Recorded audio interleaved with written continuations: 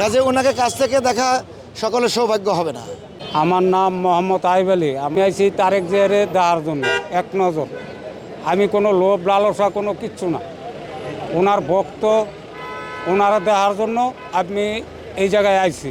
আমরা আসছি কুষ্টিয়া থেকে। ওই এলাকার সম্বন্ধে বলার কথা ছিল।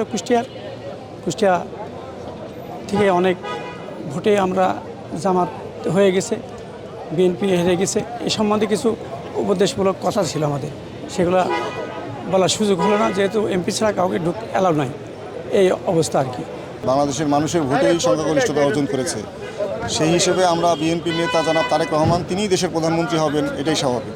এবং সেই হিসেবে ভাবি প্রধানমন্ত্রীকে সরকারি নিরাপত্তা দেওয়া হবে, এটাও স্বাভাবিক। আর এই নিরাপত্তার কারণে আমরা নেতাকর্মীরা যে তার থেকে দূরে সরে যাবো, বিষয়টা এরকম না।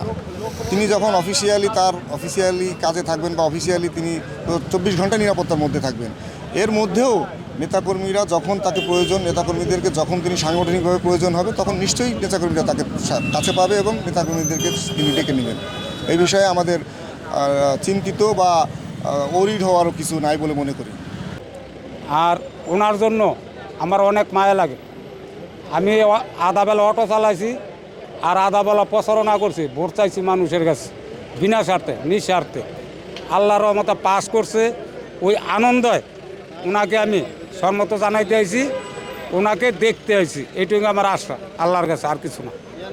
হ্যাঁ, মিটিংয়ে অনেক মানুষ আসছিল, কাছে যাইতে পারি নাই।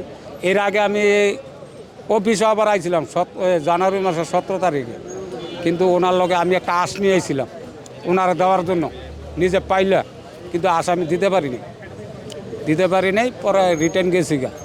তো আমার এখানে অনেকে চিনে। আমি এইবার পাস হওয়ার পরে আমি বুকের বাইরে অনেক আশা নিয়ে আইছি স্যারের লোকে দেখা করবার জন্য।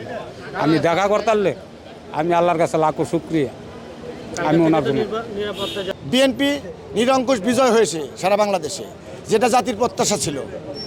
কারণ বিএনপি জনমানুষের দল, এই কারণেই আজকে এই বিশাল বিজয় হয়েছে।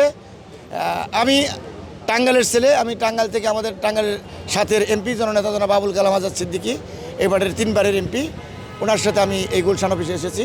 বিগত 17 বছর আন্দোলন সংগ্রামে কখনোই পিছপা হয়নি, এই দিনের প্রত্যাশায়। খুবই ভালো লাগছে, উনি সরকারি প্রাইম মিনিস্টার বাংলাদেশের। উনি প্রধান হলে ওনার নিরাপত্তা, আইন শৃঙ্খলা শক্ত থাকতে হবে এবং দেশ চালানোর ব্যাপারে মানে সঠিক নিয়মে সৎতা বজায় রেখে, দ্রব্যমূল্যের দাম নিয়ন্ত্রণ রেখে এবং আইন শৃঙ্খলার স্বাধীনতা দিয়ে, মানুষের স্বাধীনতা দিয়ে, বাক স্বাধীনতা যেন বন্ধ না হয়। আমরা যেটা দেশ পরিবর্তন চাচ্ছি, সেই পরিবর্তনটা যেন আসে ওনার মাধ্যমে।